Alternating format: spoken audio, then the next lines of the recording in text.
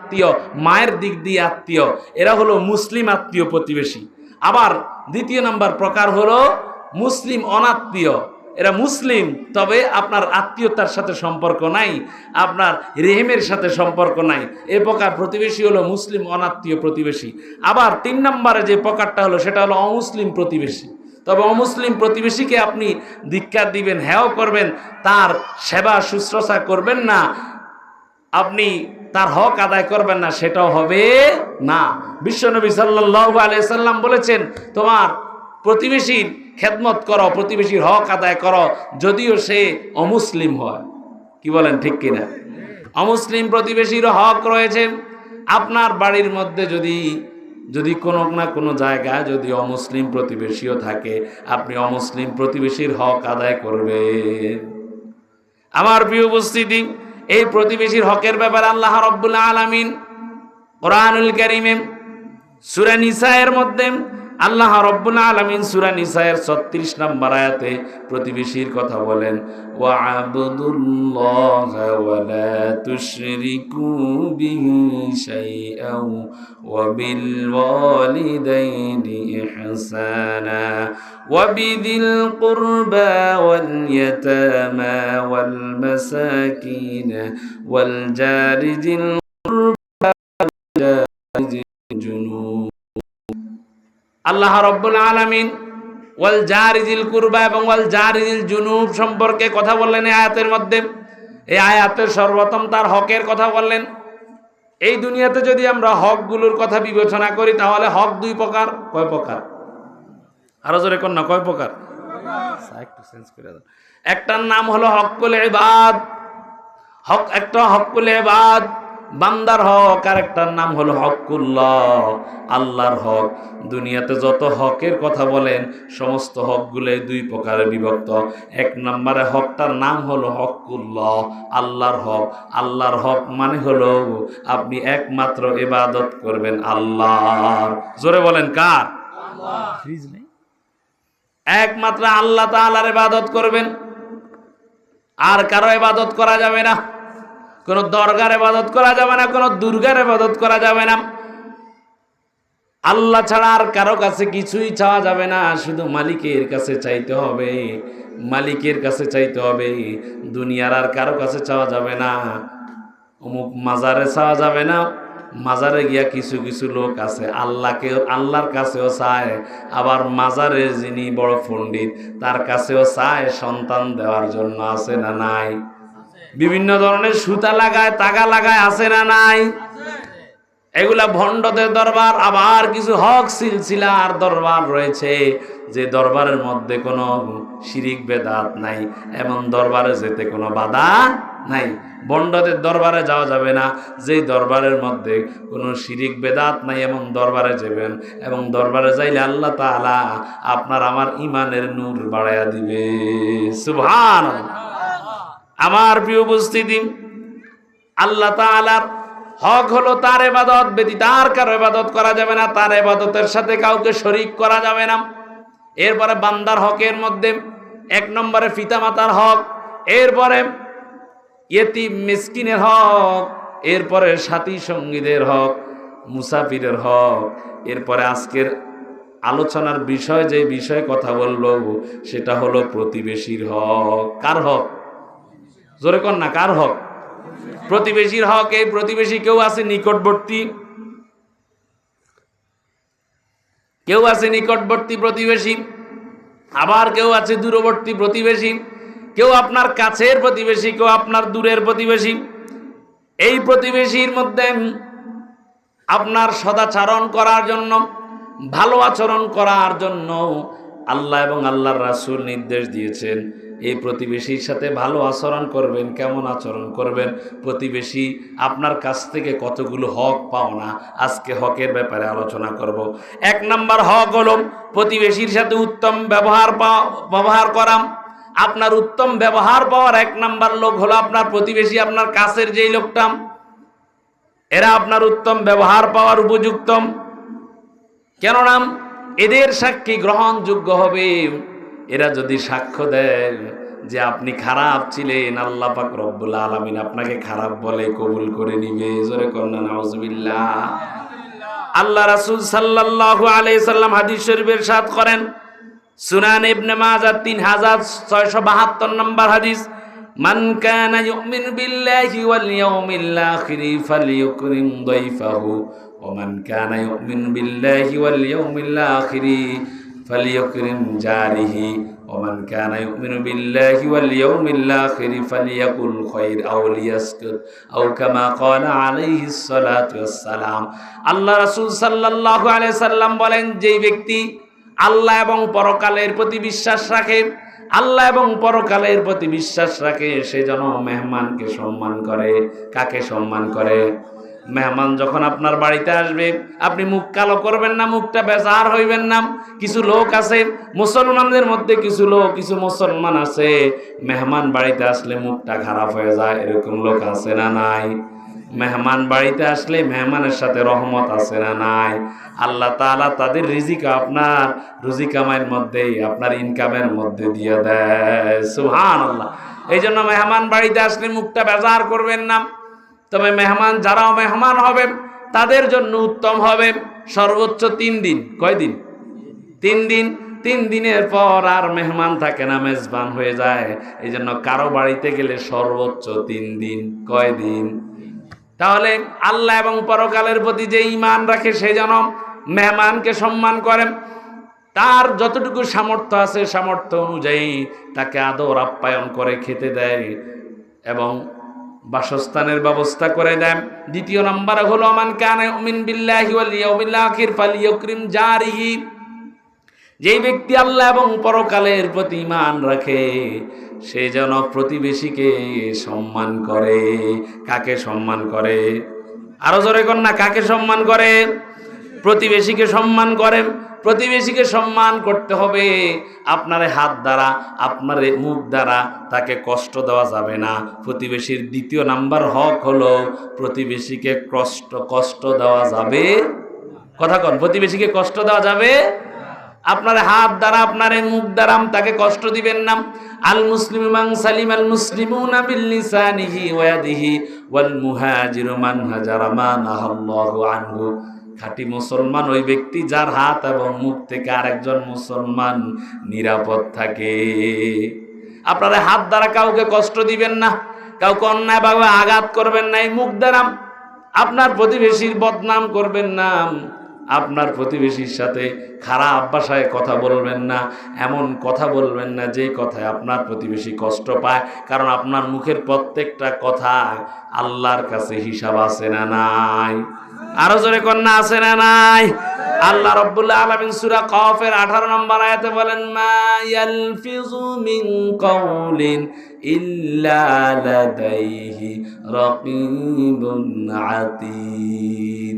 আল্লাহ রাব্বুল আলামিন বলেন, বান্দা তোর এমন কোনো কথা নাই, তোর মুখ দ্বারা যত শব্দ বের হয়, যত কথাই বলিস না কেন, সব কথার হিসাব আমি আল্লাহর কাছে আছে না নাই? আরো জোরে কন্যা আছে না নাই? আল্লাহ রাসূল সাল্লাল্লাহু আলাইহি সাল্লাম হাদিস শরীফে ইরশাদ করেন প্রতিবেশীর হকের ব্যাপারে, তাদের কষ্টের ব্যাপারে হাদিস শরীফে ইরশাদ করেন। মুসলিম শরীফের 4963 নম্বর হাদিস, লা ইয়াদখুলুল জান্নাতা মান ইয়ামানু জারিহি বাওয়াইকা। ওই ব্যক্তি জান্নাতে প্রবেশ করবে না, ওই ব্যক্তি জান্নাতে প্রবেশ করবে না যেই ব্যক্তির আচরণ থেকে যার প্রতিবেশী নিরাপদ না। কি না? নিরাপদ না, যার প্রতিবেশী নিরাপদ না।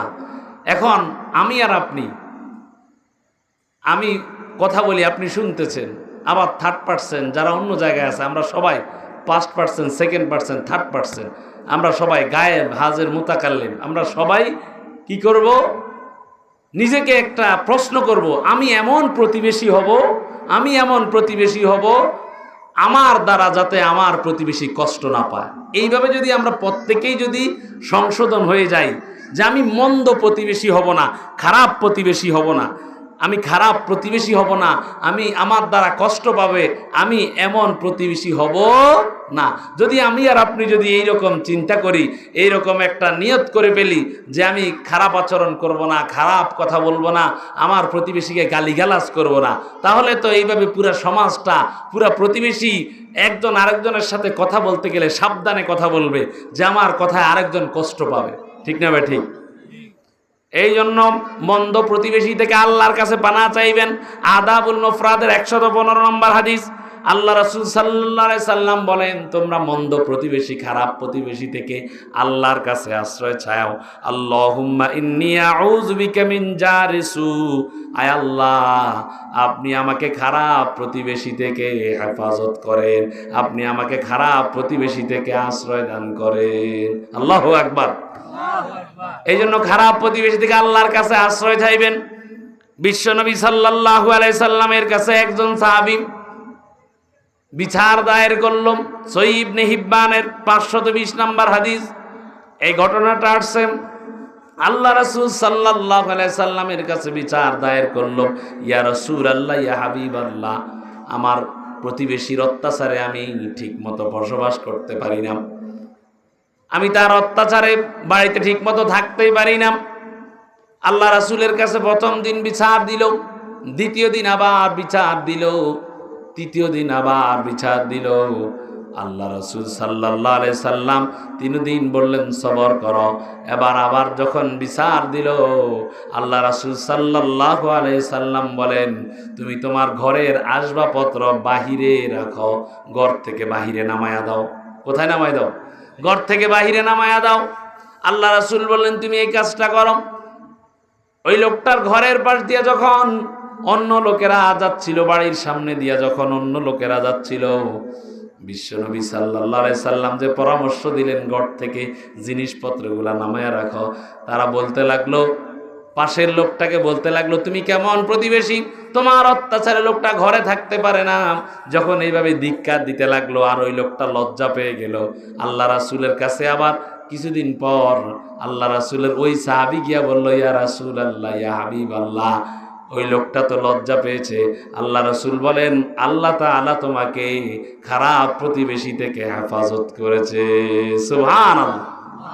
ওই লোকটা তখন ক্ষমা চাইলো, ইয়া রাসূলুল্লাহ, আমি কখনো আর আমার প্রতিবেশীর সাথে খারাপ আচরণ করব।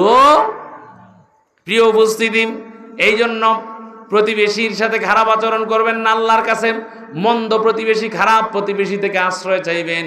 কারণ সুখে থাকার কয়েকটা সিমটম, নিদর্শন আছে। অন্যতম একটা নিদর্শন হলো, কেউ যদি সুখে থাকতে চায়, সুখের অন্যতম নিদর্শন হলো একজন ভালো প্রতিবেশী পাওয়া, একজন ভালো মানের একজন প্রতিবেশী পাওয়া, যেই লোকটা আপনার সুখে দুঃখে আপনার পাশে থাকবে, আপনার উপস্থিত কল্যাণ কামনা করবে। আপনি যখন সামনে থাকবেন, আপনার সাথে ভালো আচরণ করবে, আবার আপনি যখন তার পিছনে যাবেন তখনও আপনার কল্যাণ কামনা করব, আপনার বদনাম করবে না, আপনার সাথে খারাপ আচরণ করবে না, আপনাকে গালিগালাজ করবে না, আপনার জিনিসপত্রগুলো হেফাজত করবে। এরা হলো উত্তম প্রতিবেশী। এরা কারা? উত্তম প্রতিবেশী।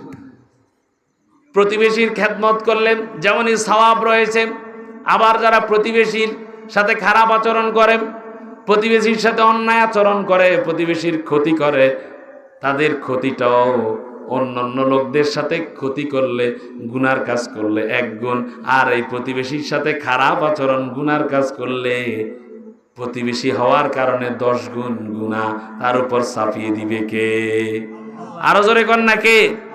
মুসনাদ আহমদের 23,854 নম্বর হাদিস, আল্লাহ রাসূল সাল্লাল্লাহু আলাইহি সাল্লাম বলেন, তোমরা জিনা সম্পর্কে জেনেছ? সাহাবায়ে কেরাম জবাব দিল, ইয়া রাসূলুল্লাহ, আল্লাহ এবং আল্লাহ রাসূল আমাদেরকে জানায় দিলেন জিনা করা হারাম, ব্যভিচার করা হারাম, জিনা করা যাবে না, জিনা মারাত্মক অপরাধ। আল্লাহ রাসূল বলেন, কোন লোক যদি তার প্রতিবেশীর সাথে, প্রতিবেশীর স্ত্রীর সাথে জিনা করে, বর্তমান সমাজে এমন কিছু বাড়ি আছে, এমন কিছু এলাকা আছে, রন্ধ্রে রন্ধ্রে জিনা ব্যভিচার ঢুকে গেছে। দেখা যায় পাশের ঘরের আরেকজনের স্ত্রীর সাথে পরকিয়া, প্রেম ভালোবাসায় জড়িত এরকম যুবক আছে না নাই? আছে না? নিজের বউকে ভালো লাগে না, আরেকজনের বউয়ের দিকে নজর দেয়, আছে না নাই? আরেকজনের সাথে জিনায় ব্যভিচারে লিপ্ত। আল্লাহ রাসূল সাল্লাল্লাহু আলাইহি সাল্লাম বলেন, অন্য মহিলার সাথে জিনা করলে যতটুকু গুনাহ হবে, নিজের প্রতিবেশীর স্ত্রীর সাথে জিনা করলে আল্লাহ তাআলা তার আমলনামায় 10 গুণ বেশি গুনাহ ছাপায়া দিবে। জোরে কর না নাউজুবিল্লাহ। অন্য লোকের সম্পদ চুরি করলে যত গুনাহ হবে, নিজের প্রতিবেশীর সম্পদ চুরি করলে 10 গুণ বেশি গুনাহ হবে। জোরে কর না নাউজুবিল্লাহ। বর্তমান সমাজে এমন পরিস্থিতি আছে না নাই? দেখা যায় দূরের লোকগুলো যত ক্ষতি করে আর না করে, নিজের কাছের লোকগুলো বেশি ক্ষতি করে, আছে না নাই? কথা কন, আছে না এরকম প্রতিবেশী যে নিজের কাছের লোকগুলো বেশি ক্ষতি করতে চায়, তারা ভালো থাকতে চায় না, তারা সব সময় পিছনে লেগে থাকে, গোয়েন্দাগিরিতে থাকে, গোয়েন্দাগিরি করতে থাকে। আমার কিছু মা বোনের এরকম চরিত্র রয়েছে, পায়ে ধরে বলবো, আমার প্রিয় মা, প্রিয় বোন, আপনি আপনার চরিত্রটাকে হেফাজত করেন। কারণ আল্লাহ রাসূল সাল্লাল্লাহু আলাইহি ওয়াসাল্লাম 2 জন নারীর দৃষ্টান্ত দিলেন প্রতিবেশীর ব্যাপারে।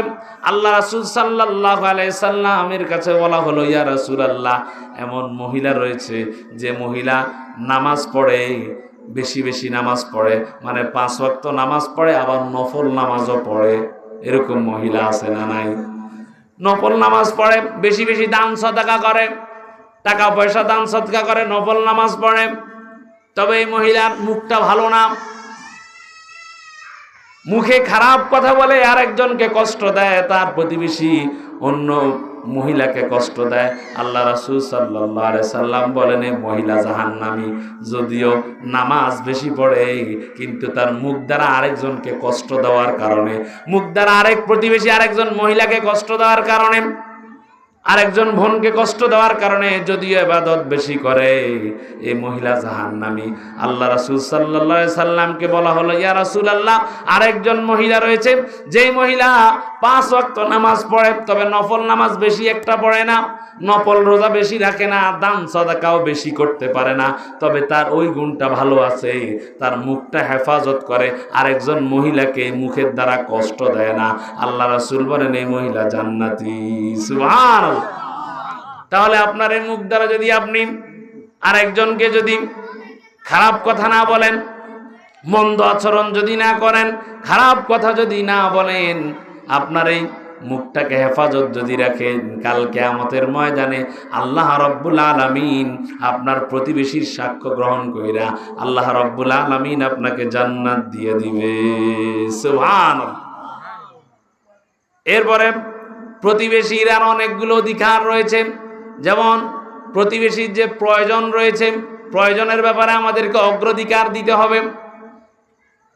আমরা যারা একই বাড়িতে বসবাস করি, কাছাকাছি ঘরে বসবাস করি, দেখা গেছে একজনের জায়গা জমিন আরেকজন ব্যবহার করতে হয়, আছে না নাই?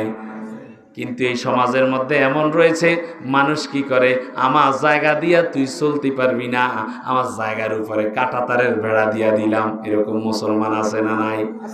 কথা কোন আছে না নাই? কাঁটা তারের বেড়া দিয়া দেয়, বলতেছে আমার জায়গা দিয়ে চলা যাবে না। আল্লাহ রাসূলের হাদিস শুনে নাই, জানে নাই? আল্লাহ রাসূল বলেন, তোমরা তোমাদের প্রতিবেশীকে তোমাদের দেওয়ালের উপরে কাঠ স্থাপন করতে দাও। সুবহানাল্লাহ। কেমন আগেরকার ঘরগুলো তো পাথর দিয়ে, একটার উপর একটা পাথর দেওয়া হতো। আল্লাহ রাসূল বলেন, এই পাথরের মধ্যে, একই দেওয়ালের মধ্যে 2 জনে ঘর নির্মাণ করো, তোমরা কাঠ স্থাপন করো। আল্লাহু আকবার। আর বর্তমানে একজন আরেকজনের রাস্তা দিয়ে চলবে, সেটাও দেওয়া হয় না। এরকম প্রতিবেশী আছে না নাই? জালেম প্রতিবেশী, এরা আল্লাহর বিধানকে মানে না, আল্লাহ রাসূলের হাদিসকে মানে না।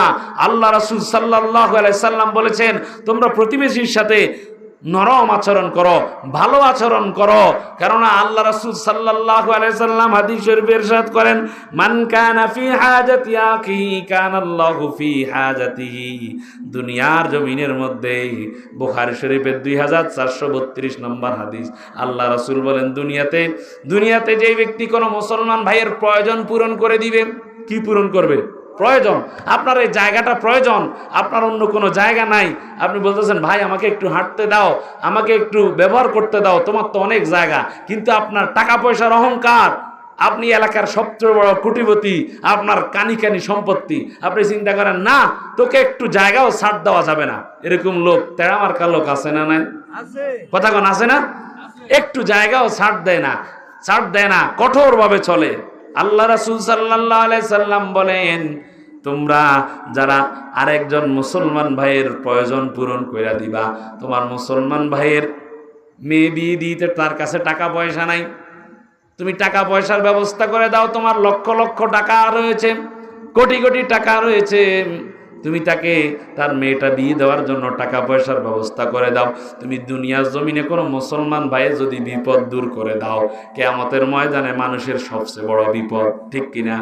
এই দুনিয়ার বিপদ তো বিপদ নয়। আল্লাহ রাসূল সাল্লাল্লাহু আলাইহি সাল্লাম বলেন, ওমান ফাররাজা আন কুরবাতিন ফাররাজাল্লাহু আনহু কুরবাতিন মিন কুরবাতি ইয়াউমিল কিয়ামাহ। দুনিয়ার জমিনে কেউ যদি কোনো মুসলমান ভাইয়ের, কোনো মুসলমান প্রতিবেশীর বিপদ দূর করে দিবে, কি দূর করে দিবে? বিপদ দূর করে দিবে। বিপদটা যেই কোনো ধরনের হতে পারে, আর্থিক হতে পারে, মানসিক হতে পারে, টাকা পয়সার হতে পারে, জায়গা জমিনের হতে পারে।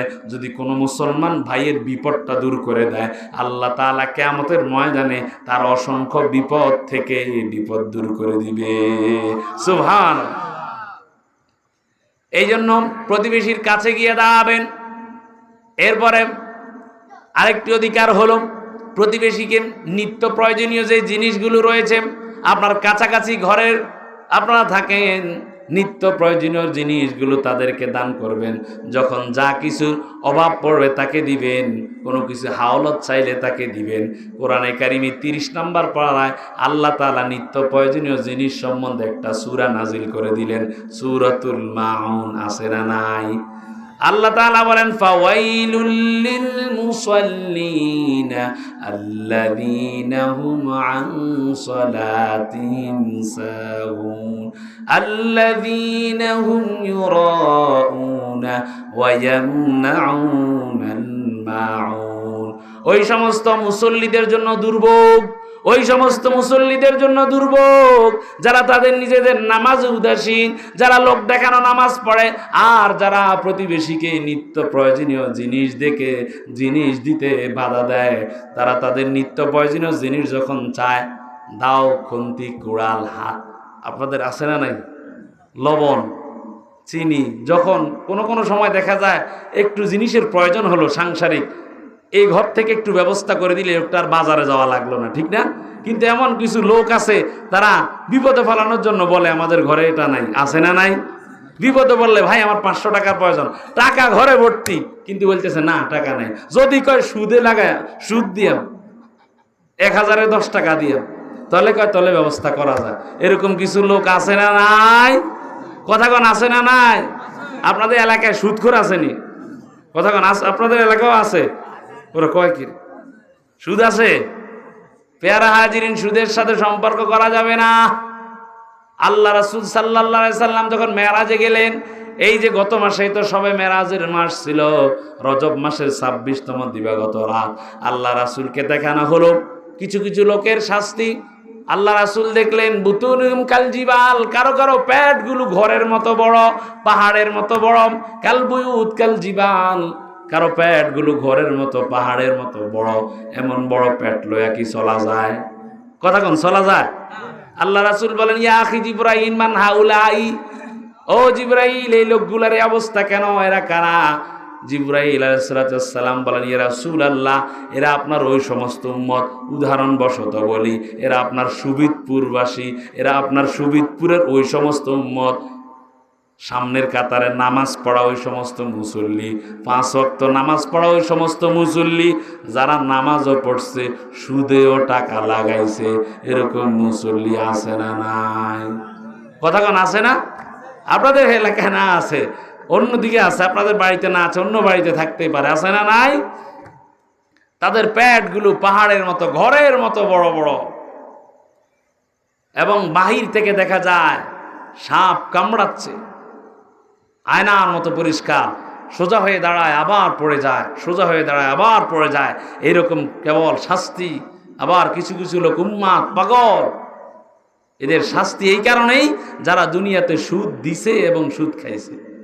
আল্লাহ তাআলা আমাদেরকে সুদ থেকে হেফাজত করুক, জোরে বলেন আমিন। মনে রাখবেন মুসলমান, আপনার এই গায়ের জামাটা, আপনার পরনে যে লুঙ্গিটা রয়েছে, লুঙ্গিটার দাম যদি 500 টাকা হয়, আপনার 499 টাকা আরেকজনের জমিনে কাজ করে পাইলেন, এর মধ্যে 1 টাকা সুদ থেকে গ্রহণ করলেন, পুরা এই লুঙ্গি দিয়া যতদিন আপনি নামাজ পড়েন হবে? কথা কয় হবে? লা ইয়াদখুলুল জান্নাতা গুদিয়া বিল হারাম, হারাম বক্ষণকারীর শরীর জান্নাতে প্রবেশ করবে। আমার প্রিয় উপস্থিতি, সুদের আলোচনা আমার নয়, প্রতিবেশী নিয়ে আলোচনা করতেছিলাম। আসুন আমরা সুদ থেকে বেঁচে থাকবো, রাজি আছি তো ইনশাআল্লাহ? আমাদের প্রতিবেশী যেই নিত্য প্রয়োজনীয় জিনিসগুলো রয়েছে, যখন যা কিছুর প্রয়োজন আমরা দেব। আবার কিছু লোক আছে তাদের আবার চরিত্রও ভালো না, টাকা পয়সা হাওলত নিলে আবার তার সামনে দিয়েও চলে না, এরকম লোক আছে না? নাই? টাকা পয়সা যদি একবার হাওলত নেয়, এই লোকটার সামনে দিয়ে 2 বছরও একবার দেখা দেয় না, এরকম চরিত্র মুসলমানের আছে না নাই? কথা কোন আছে না নাই? এরকম চরিত্র থেকে আমাদেরকে হেফাজত হতে হবে, কারণ আমরা এক মুসলমান আর এক মুসলমানের ভাই। যখনই কারো প্রয়োজনে পড়বেন, কোনো মুসলমানের কোনো কিছুর প্রয়োজন হবে, আমরা সেটার ব্যবস্থা করে দিব। রাজি আছি তো ইনশাআল্লাহ? প্রতিবেশীর অন্যতম হক হলো হককে সুফা। সুফা মানে হলো আপনার জায়গার পাশে আরেকজনের জায়গা, আপনার প্রতিবেশী জায়গা, আপনি এখন আপনার জমিনটা বিক্রি করে দিবেন। এই জমিনটা বিক্রি করার আগে সর্বপ্রথম যাকে জানাইতে হবে সে হলো আপনার প্রতিবেশী। আপনি তাকে আগে জানাবেন, ভাই আমি আমার জমিনটা বিক্রি করব। আল্লাহ রাসূল সাল্লাল্লাহু আলাইহি সাল্লাম বলেন, তোমরা যখন কোনো জমিন বিক্রি করতে যাইবা, মান কানাত লাহু আরদুন ফাআরাদা বাইআহা ফালইয়ারিদহা আলা জারিহি, তোমরা যখন তোমাদের কোনো জমিন বিক্রি করতে যাইবা, তোমাদের প্রতিবেশীকে জানাও। তোমাদের প্রতিবেশীকে জানাও, তাকে জানাও, তার জন্য অপেক্ষা করো সে লোকটা কিনতে পারবে কিনা। কিন্তু বর্তমানে দেখা যায় এক প্রতিবেশীর সাথে আরেক প্রতিবেশীর দ্বন্দ্ব, আরেকজনের কাছে জায়গা বিক্রি কইরা দুইজনের মধ্যে ঝামেলা লাগায় দেয়, এরকম লোক আছে না নাই? আরো জোরে কোন আছে না নাই? এরপরে প্রতিবেশীদের মধ্যে অন্যতম হক হলো প্রতিবেশীর জমির আইল নিয়ে ঠেলাঠেলি না করা। কিন্তু দেখা যায় বর্তমানে প্রতিবেশীর জমির আইল নিয়ে ঠেলাঠেলি করে, আছে না নাই? আরেকজনের জমি নিজের কারণে জাল দলিল করে নেন, আরেকজনের জমিন আত্মসাৎ করে নেন। আল্লাহ রাসূল সাল্লাল্লাহু আলাইহি সাল্লাম বলেন, বুখারী শরীফের 2452 নম্বর হাদিস, আল্লাহ রাসূল বলতেছেন, মান যুলিমা মিনাল্লাহি রাদি শাইয়ান তুইকাহু মিন সাবি আরদিন। আল্লাহ রাসূল বলতেছেন, কোন লোক যদি জমিনের মধ্যে কারো সামান্য একটু জমিন যদি অন্যায়ভাবে বক্ষণ করে, সামান্য একটু জমিন, 1 বিঘত জমিন যদি অন্যায়ভাবে নিয়ে নেয়, আল্লাহ তাআলা কিয়ামতের ময়দানে 7 তবক জমিন তার গলায় ঝুলিয়ে দিবে। জোরে কন্না নাউজুবিল্লাহ। দুনিয়াতে 1 বিঘত খাইবা, কিয়ামতের ময়দানে 7 তবক জমিন তোমার গলায় ঝুলিয়ে দিবে। সেই দিন উঠতে পারবা না, এমন পরিস্থিতি, তোমার কানটাকে এত বড় করে দেওয়া হবে, এত বড় করে দেওয়া হবে। দুনিয়াতে যে যত খাইবা হিসাব করে খাও, কারণ কিয়ামতের ময়দানে উঠতে হবে। আল্লাহ রাসূল সাল্লাল্লাহু আলাইহি সাল্লাম যখন বললেন যে কিয়ামতের ময়দানে সবাই দুনিয়ার জমিনে যে যতটুকু অন্যায় করবে, আরেকজনের হক মেরে খাবে, আরেকজনের জায়গা জমিন আত্মসাৎ করে নিবে, রাস্তার বাজেটের লক্ষ লক্ষ টাকা ইট সিমেন্ট রড বালি চুরি করবে, প্রতিবেশীর হক নষ্ট করে দিবে, জায়গা জমিন আত্মসাৎ করে নিবে, আল্লাহ রাসূল সাল্লাল্লাহু আলাইহি সাল্লাম বলেন, এদেরকে কিয়ামতের ময়দানে এত বিশাল আকৃতি বানায় উঠাবে, এদের কাঁধগুলো উহুদ পাহাড়ের ন্যায় হয়ে যাবে, এত বড় হয়ে যাবে। আল্লাহ রাসূল বলেন, ও সাহাবীরা শোনো, এদের কানগুলো এত বড় হয়ে যাবে, এদের কানদের সব কিছু ওয়াকুল্লা ইনসানিন আলজামনাহু তাইরাহু ফি উনুকিহি, তাদের সব আমলনামা তাদের গলায় ঝুলিয়ে দেওয়া হবে। কার কথা? আরো জোরে কর না, কার? এই লোকটা যখন এই আমলনামা দেখবে, এমন পরিস্থিতি যখন হবে, সূরা কাহাফের 49 নম্বর আয়াত আল্লাহ রাসূল সাল্লাল্লাহু আলাইহি সাল্লাম সাহাবায়ে কেরামদের সামনে তেলাওয়াত করেন, ওয়া ওয়াদিআল কিতাবু ফাতারাল মুজরিমিনা মুশফিকিনা মিম্মা ফীহি। যখন মুজরিমিনদের আমলনামা যখন ঝুলিয়ে দেওয়া হবে, যখন তাদের আমলনামা তাদের কাছে যখন দেওয়া হবে, ইয়াকুলুনা ইয়া ওয়াইলাতানা মা লিহাদাল কিতাব, তারা বলবে আয় আল্লাহ এটা কেমন কিতাব, এটা কেমন আমলনামা। মা লিহাদাল কিতাব লা ইউগাদিরু সগীরাতাও ওয়ালা কাবীরাতাও ইল্লা আহসাহা। তারা বলল আল্লাহ এটা কেমন আমলনামা, প্রতিবেশীর হক নষ্ট করেছি, জায়গা জমি আত্মসাৎ করেছি, প্রতিবেশীর সম্পদ চুরি করেছি, অন্যায়ভাবে ভক্ষণ করেছি, এটা কেমন আমলনামা। আমি তার দিকে চোখ রাঙায়া কথা বলছি, চোখ রাঙায়া কথা বলছি, তাকে ধমক দিয়েছি, তাকে আঘাত করেছি, হত্যা করেছি। অনেক মুসলমান আছে জায়গা জমিনের জন্য একজন আরেকজনকে হত্যা করে, আছে না নাই? অন্যায়ভাবে মামলা হামলা জড়াইয়া দেয়। এই লোকটা কিয়ামতের ময়দানে যখন আমলনামা দেখবে, ইকরা কিতাবাকা কাফা বিনাফসিকাল ইয়াউমা আলাইকা হাসিবা। আল্লাহ তাআলা বলবেন, বান্দা আজকে তোর আমলনামা তুই পড়ার জন্য যথেষ্ট, অন্য কেউ লাগবে না।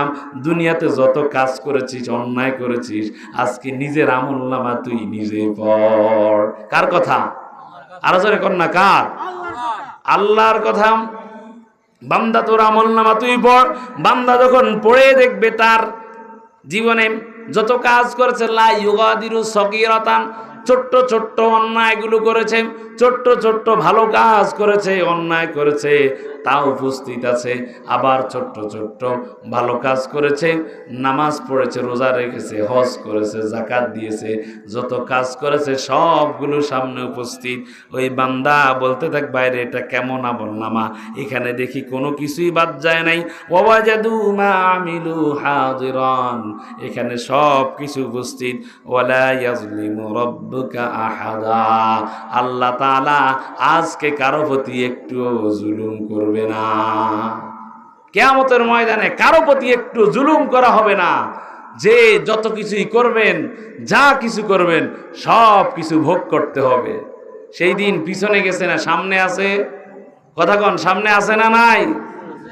আমার প্রিয় উপস্থিতি, এই জন্য প্রতিবেশীর হক আমরা ঠিকমতো আদায় করব, প্রতিবেশীর সাথে ভালো আচরণ করব, প্রতিবেশীকে নিয়ে হিংসা করব না। কি করব না? হিংসা আছে না নাই?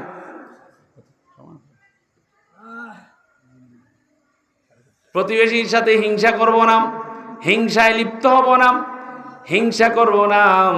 কারণ হিংসা করলে মানুষের 4টা ক্ষতি হয়। জোরে কন না, কয়টা ক্ষতি হয়? আরো জোরে কন, কয়টা? এই যে কিছুদিন আগে শবে বরাত গেল, শবে বরাতে সারা রাত ইবাদত করেছেন। আল্লাহ রাসূল সাল্লাল্লাহু আলাইহি সাল্লাম হাদিস শরীফে ইরশাদ করেন, অধিকাংশ মুফাসসিরিনে কেরাম, মুহাদ্দিসিনে কেরাম যারা শবে বরাতকে নাজায়েজ বলে, এই রকম কিছু মুহাদ্দিসিনে কেরাম যাদের হাদিসকে সহিহ মনে করে, আলবানী রাহিমাহুল্লাহ তিনিও হাদিসটাকে সহিহ বলেছেন।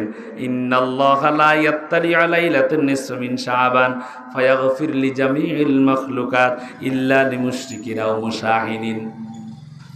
আল্লাহ রাসূল বলেন, আজকের এই রাতের মধ্যে আল্লাহ তাআলা সমস্ত মাখলুকাতকে ক্ষমা করে দিবে, শুধুমাত্র 2 শ্রেণীকে মাফ করবে না। কয় শ্রেণী? কথা বল না, কয় শ্রেণী? 2 শ্রেণীকে ক্ষমা করা হবে না। 1 নাম্বার হলো যারা মুশরিক, যারা আল্লাহর সাথে শিরক করেছে। 2 নাম্বার হলো যারা হিংসুক। কোন সুক? কথা বল, কোন সুক? হিংসুক, যারা হিংসা করে। এবার হিংসাটা কি, এটাই তো বুঝেন না। হিংসা হলো আপনার প্রতিবেশী, আপনার ভাইয়ের, ধরেন না আমার কোনো একটা জিনিস ভালো হলো, কোনো একটা জিনিস উপকার হলো, আমার কাছে টাকা আসলো, আপনি দেখলেন এই লোকটাকে টাকা দিচ্ছে, আপনার মনটা বেজার হয়ে গেছে, আপনি ভিতর ভিতর হিংসায় জ্বলে যাচ্ছেন, এরে দিছে আমারে দেয় নাই কেন। এটার নাম হলো হিংসা। এটার নাম কি? এই লোকটা ছেলে বিদেশ গেছে, আমারটা যায় নাই কেন, এরগুলা ধ্বংস হোক। এটার নাম কি? কথা কয়, এটার নাম কি? অর্থাৎ আরেকজনের কোনো জিনিস দেখে নিজের কাছে খারাপ লাগা, যে তার জিনিসটা ধ্বংস হয়ে যাক, এইরকম যখন কোনো কিছু মনের মধ্যে আসবে, এটার নামই হলো হিংসা। আর শবে বরাতের রাতে আল্লাহ তাআলা সমস্ত মাখলুকাতকে মাফ করে দেয়, শুধুমাত্র 2 শ্রেণীর বান্দাদেরকে মাফ করে না। এরা হলো মুশরিক, আরেক শ্রেণী হলো যারা হিংসুক। আরেক শ্রেণী কারা? হিংসুক, প্রতিবেশীর সাথে হিংসা করে যারা, যারা বাড়ির পাশের লোকের সাথে হিংসা করে, ভাই ভাইয়ের সাথে হিংসায় লিপ্ত আছে না নাই? হিংসুকদেরকে ক্ষমা করা হবে না। যদিও এই হিংসুক হজ করে হাজী সাহেব, আছে না নাই? যদিও এই হিংসুক 7 লক্ষ টাকা দিয়ে হজ করে আসছে, এখন তো 7-8 লক্ষ টাকা লাগে। যদিও এই হিংসুক বছরে বছরে জাকাত দেয়, যদিও এই হিংসুক মসজিদের ইমাম সাহেবের পিছনে নামাজ পড়ে, তাকবীর উলার সাথে নামাজ পড়ে, যদিও এই হিংসুক তাহাজ্জুদের নামাজ পড়ে, যদিও এই হিংসুক দৈনিক 10 রাকাত 20 রাকাত নফল নামাজ আরো অতিরিক্ত পড়ে, আউয়াবিন পড়ে, এশরাক পড়ে, যত আমল করুক, যদি তার মধ্যে হিংসা থাকে, যদি তার মধ্যে হিংসা থাকে, আল্লাহ তাআলা তাকে ক্ষমা করবে। কথা কন না, ক্ষমা করবে। আসুন আমরা জেনে নেই হিংসা করলে 4টা ক্ষতি হয়। জোরে কোন কয়টা? 4টা ক্ষতি কথা বলে শেষ করে দিচ্ছি। 1 নাম্বার ক্ষতি হলো যারা হিংসায় লিপ্ত থাকে, হিংসায় লিপ্ত থাকার কারণে তিরমিজি শরীফের 2510 নম্বর হাদিস তার দলিল, আল্লাহ রাসূল বলেন হিংসা যারা করে, হিংসার কারণে তাদের দিনটা বিনাশ হয়ে যায়, তাদের ধর্মটা বিনাশ হয়ে যায়। 2 নম্বর, যারা হিংসা করে তাদের আমলনামা বরবাদ করে দেয় কে? আরো জোরে কর না, কে? ইয়াকুমুল হাসাদা ফাইন্নাল হাসাদা ইয়াকুলুল হাসানাত। তোমরা হিংসা থেকে বেঁচে থাকো, কেননা হিংসা মানুষের নেক আমলগুলোকে ধ্বংস করে দেয়। সুতরাং যত জাকাত দিলেন, হজ করলেন, নামাজ পড়লেন, রোজা রাখলেন, রমজান মাস এত কষ্ট কইরা 15-16 ঘন্টা রোজা রাখলেন, এত কষ্ট করলেন, কিন্তু মনের মধ্যে যদি হিংসা থাকে, রোজাগুলারে ভিতর ভিতর শেষ করে দিবে হিংসাকে। যত আমল করেন কাজ হবে না যদি অন্তরের মধ্যে হিংসা থাকে। 3 নাম্বার, হিংসা এবং ঈমান একসাথে থাকতে পারে। নাসাই শরীফের 3109 নাম্বার হাদিস দলিল, আল্লাহ রাসূল সাল্লাল্লাহু আলাইহি সাল্লাম বলেন, লা ইয়াস্তামিআনি ফি কলবি আবদিল ঈমান ওয়াল হাসাদ। অন্তরের মধ্যে ঈমান এবং হিংসা একসাথে থাকতে পারে। তার মানে বোঝা গেল এই হাদিস দ্বারা দলিল হলো, যেই লোকটা ঈমানদার ওই লোকটার ভিতরে হিংসা নাই, আর যেই লোকটা হিংসুক তার ভিতরে ঈমান নাই। বুঝছেন? যে লোকটা ঈমানদার তার ভিতরে কি নেই, আর যে লোকটা হিংসুক তার ভিতরে ঈমান এবং হিংসা একসাথে থাকতে পারে না। সুতরাং আসুন আমরা আমাদের চরিত্রকে সংশোধন করি, কথাগুলোকে সংশোধন করি। 4 নম্বরে যে ক্ষতি সেটা হলো যারা হিংসা করবে তারা কল্যাণ থেকে বঞ্চিত হবে, তারা কল্যাণ, ওই জাতি কল্যাণের মধ্যে থাকবে না। সুতরাং হিংসা করলে 4টা ক্ষতি হয়, আমাদের জীবনটাকে শেষ করে দিবে, পরকালটাকেও শেষ করে দিবে। এই জন্য এই হিংসা থেকে আমরা সকলে বেঁচে থাকব এবং প্রতিবেশীর হক ঠিকমতো আদায় করব। আমরা একজন আরেকজন ভাই ভাই হয়ে থাকব, একজন আরেকজনের কোনো ক্ষতি করব না, একজন আরেকজনের পিছনে গোয়েন্দাগিরি করব না, একজন আরেকজনের পিছনে লেগে থাকব না, আমরা আমলের সাথে থাকব। আল্লাহ তাআলা আমাদেরকে আজকের এই কথাগুলোকে আমল করে বাস্তব জীবনে চলার তৌফিক দান করুক। জোরে বলেন আমিন। আল্লাহ তাআলা আমাদেরকে ক্ষমা করুক। আজকের আলোচনার কথায় কেউ কষ্ট পেয়ে থাকলে